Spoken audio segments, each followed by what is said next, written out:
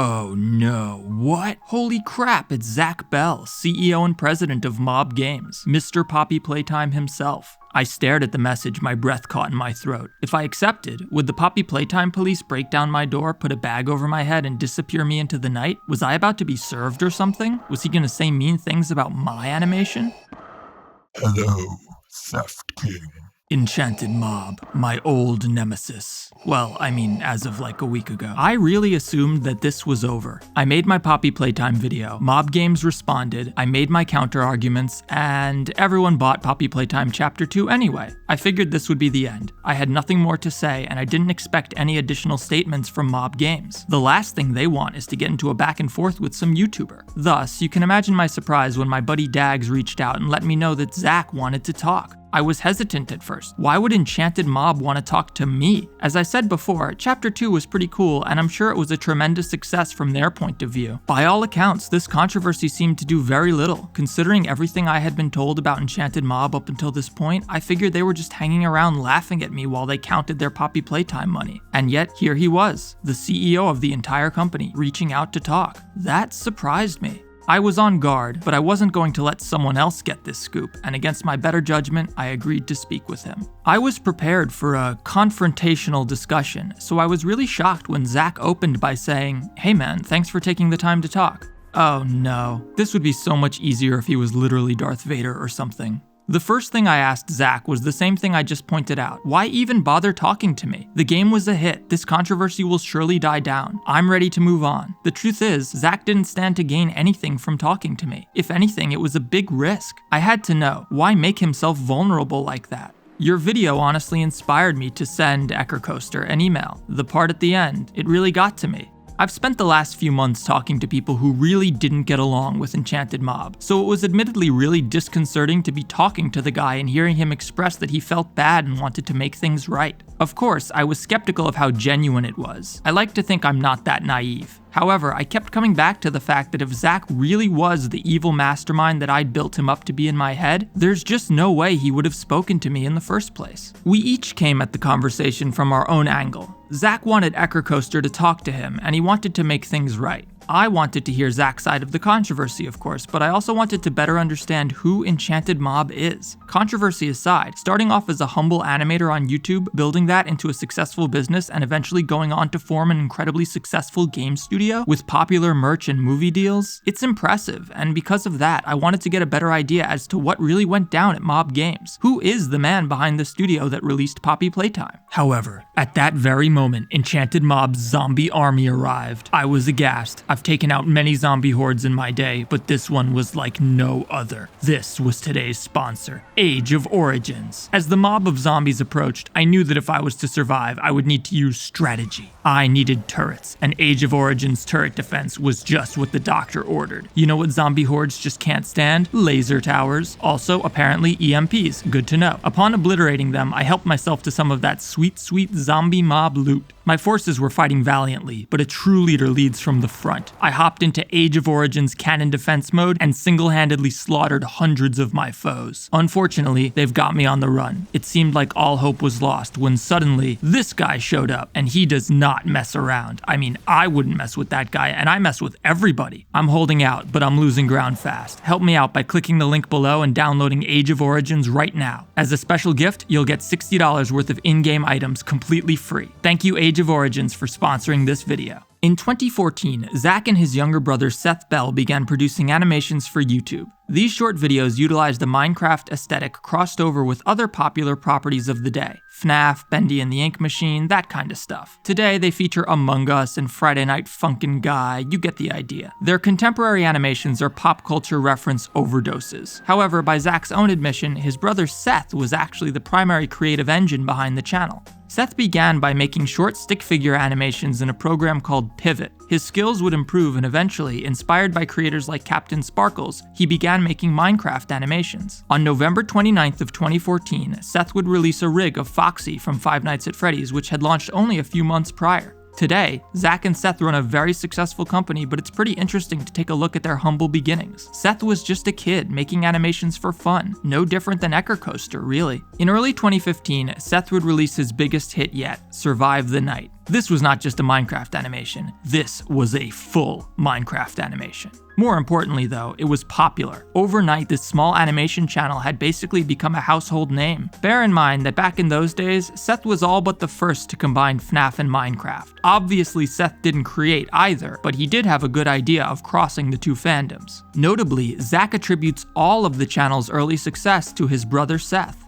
I started to get a little involved before Survive the Night was finished, but like 99.9% of the initial success comes from Seth, not me. That video went to garner more than 60 million views, which was inconceivable to us at the time, although we no longer make money on that video and haven't for several years. This gave me some pause. Why had they disabled monetization on such a legendary popular video? We have been bitten by musicians on a number of occasions. Music copyright heavily favors the audio, not the visual. MatPat has a video about that. Man, MatPat is like the Kevin Bacon of YouTube. Everything can be connected back to MatPat. Or he's like the Simpsons did it of YouTube. He's done everything. To be clear, the owner of the song used in Survive the Night didn't actually do anything. EnchantedMob just disabled monetization proactively out of fear that something might happen. I asked Zach to elaborate on some of the issues they'd run into with musicians, without naming any names, of course. He explained that at one point, Seth had received permission to use a musician's songs in their animations. Unfortunately, the nature of modern music publishing means that you need a distributor if you want to put your music onto services like Spotify, and these distribution services often add your music to their automatic copyright claim bots lists. Thus, even with permission from the artist, EnchantedMob would frequently receive copyright claims on their videos. When this would happen, they'd need to reach out to the artist and have them manually remove the claim. This occurred several times with one artist, who then turned around and told them that they had only granted EnchantedMob permission to use the song, not monetize it. This obviously makes no sense. The artists were all aware that these videos were monetized from the beginning. This very artist allegedly had manually revoked several automatic copyright claims from EnchantedMob's channel, so they knew. It sounds to me like the artist saw how much revenue those videos were making and decided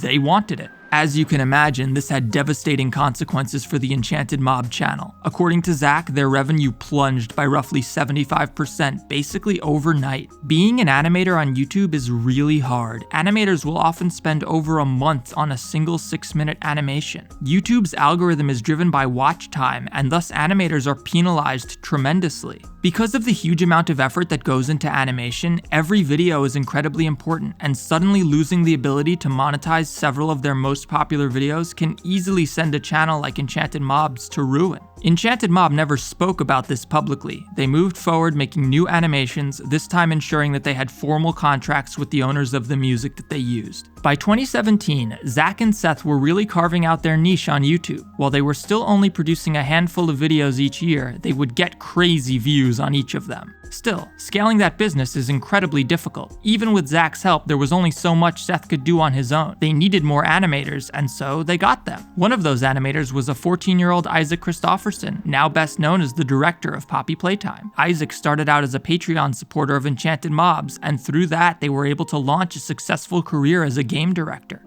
Things weren't easy though. During production of their own music video for Build Our Machine, in case you're confused, Eckercoaster also produced a music video for the same song, Zach and Seth almost considered closing the EnchantedMob channel and giving up animation entirely. We were so fed up with how hard this business model was to make work. We said that video would have to do extremely well for us to continue. The video would go on to receive over 200 million views. There was no question. The video had exceeded all of their greatest expectations. At this point, EnchantedMob went full throttle. They began working with more people. They began developing a production pipeline that would allow them to keep up with the rigorous upload pace that YouTube demands. They brought more and more people onto the project, and by mid-2019, their animations had a pretty lengthy credits section. They had also inducted other channels into their network. Originally, they recruited 3 animators for 3A display.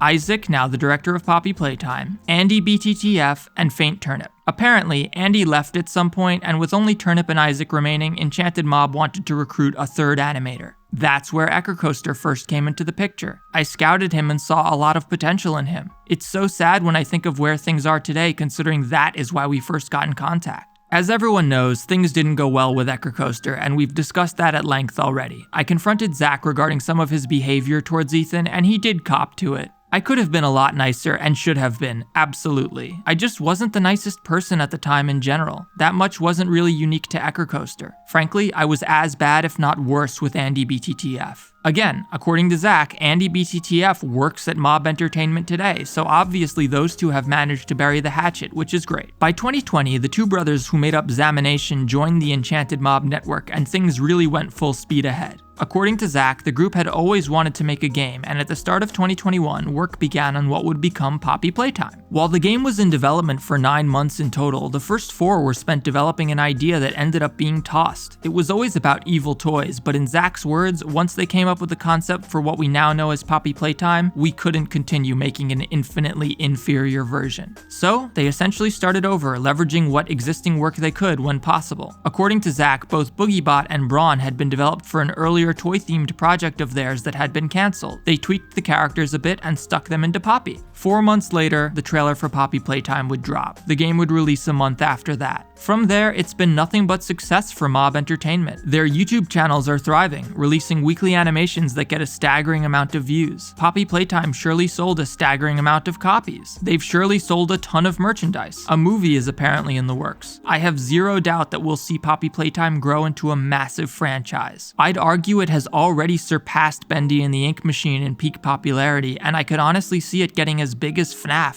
Having spoken to Zach, I don't think he's evil. I do believe he was a jerk at times and did some regrettable things, especially in regards to EckerCoaster. However, I also do get the sense that he feels a lot of remorse for these things. I imagine all of them do. I've said from the start that I don't think Poppy Playtime is plagiarized. The question was whether Mob Games deliberately included elements that were similar to EckerCoaster's game Venge in order to spite him or show him up or whatever. Having spoken to Zach and gotten a better sense of his side of the story, I'm not sure. EckerCoaster and EnchantedMob came from the same environment. They made the same kinds of videos and they both saw what worked and what didn't. A good example of this is Circus Baby. For some reason, videos with Circus Baby in the thumbnail seem to do disproportionately well compared to others. The image is just really popular with the demographic that is attracted to these videos. It's probably not a coincidence that Poppy Playtime's titular character looks incredibly similar to Baby. I'm sure this also extends to other character design elements. While the similarities between Venge's characters and those of Poppy Playtime are suspicious, especially in light of the history between these two developers, it's not that outlandish that each game would independently conclude that the same types of designs are going to be popular and effective. I also want to clarify that EnchantedMob isn't running a content farm. I did believe Zach when he explained to me that their videos are animated by small in-house teams or consultants that are part of their group.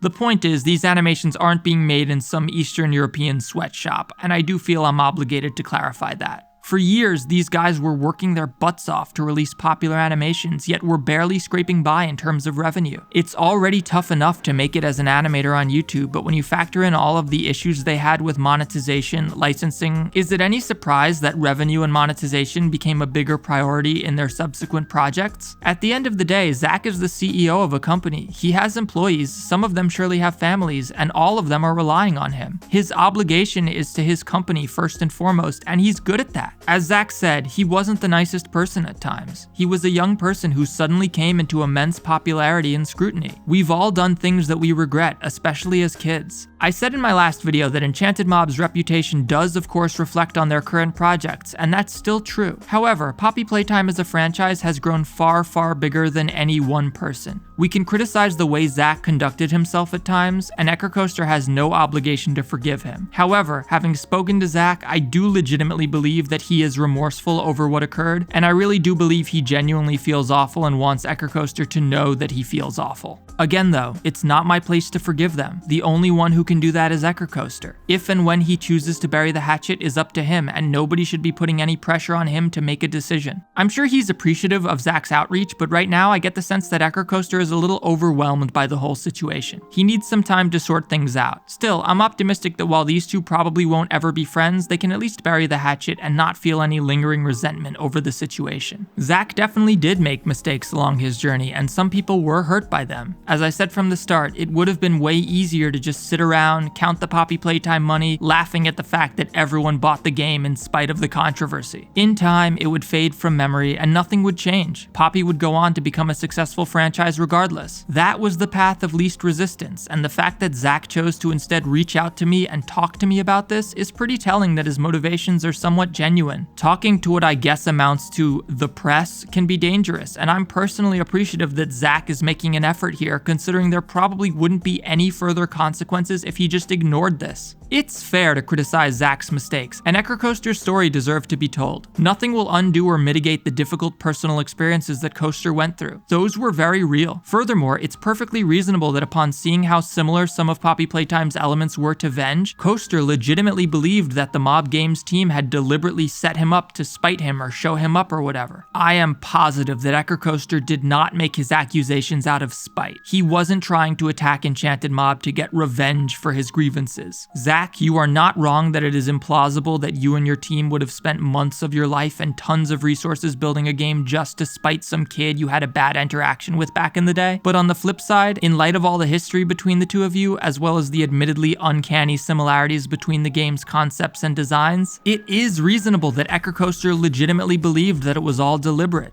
I hope this ends the public part of this whole controversy. EchoCoaster doesn't intend to release any more statements. The two parties can handle things privately from here on out. At the moment, EchoCoaster isn't ready to have this discussion yet, and that's okay. He can take all the time he needs, and it's even okay if he decides he's never ready. You don't have to like Zach Bell or forgive him for any of the actions against him, but it's only fair that we acknowledge that he is going out of his way to try and apologize to Coaster, which he really doesn't have to do. This makes me optimistic that Zach has indeed grown in the last few years, and that this kind of situation won't happen again. No matter how you feel about Zach or EnchantedMob's channel or EchoCoaster or anything else, let's remember to evaluate the game on its merits as a game alone.